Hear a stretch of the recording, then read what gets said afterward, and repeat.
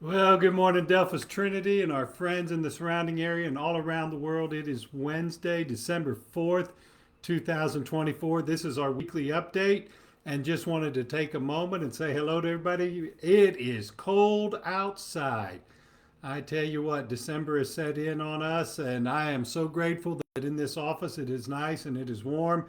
And so I'm going to kind of stay in here. Well, for a little while, I actually have to head to the dentist in a little bit. And I decided it'd be better to do my update before I get all numbed up instead of after. Maybe there's a chance you'll understand what I'm saying by doing it now. But I do hope you're having a blessed week. It's been a great couple weeks of worship at the church. I've just really enjoyed the spirit and the atmosphere. I want to give you a brief update on Shoebox, those of you who are being part of that project as we attempt to give Christmas presents to 368 elementary students here in our community. We had another 60 of the boxes sponsored this week, so we now have 265 out of the 368 boxes sponsored. So that means we only have 103 or so to go. And so I'm very excited about that. And I'm so grateful for the way you as a church continue to reach out to this community in so many ways. A lot of stuff coming up for the Advent series and Advent time. Obviously, we're worshiping every Sunday morning at 10 a.m., going through our series that I've entitled Witnesses. This past week, we looked at Isaiah and his witness to the coming of the Christ. This week, we're actually going to look at Joseph. And we're going to talk about this man who had to be father to the Son of God. And we're going to look at him and what it means to be a father, to be a parent, and to be made to make yourself available. And so I'm really looking forward to looking at Joseph this week as we talk about him and who he was and how that speaks to us today. That will be a lot of fun. A couple things coming up on Sunday evening, this coming Sunday, December 8th.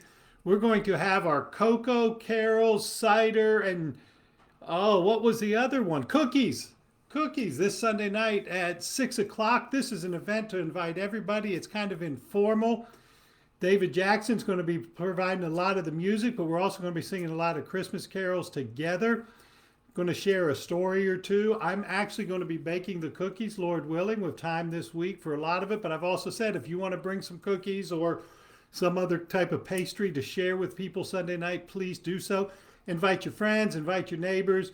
Let's just get together for a while and enjoy the season and the music of the season. Monday night is the community wide Christmas service, which is going to be at St. John's at the Catholic Church. And just to let you know, our choir will be singing during that service, and also David Jackson will be playing during that service. So come out Monday night at the Catholic Church and join us for worship that evening. Now, I had originally planned to go to North Carolina next week to take stuff down that we have gathered in, and I was going to leave on Tuesday. Some things have changed. There's been a death in the family. My schedule has changed a little bit, so I'm not going to leave until Sunday afternoon, the 15th, to head down.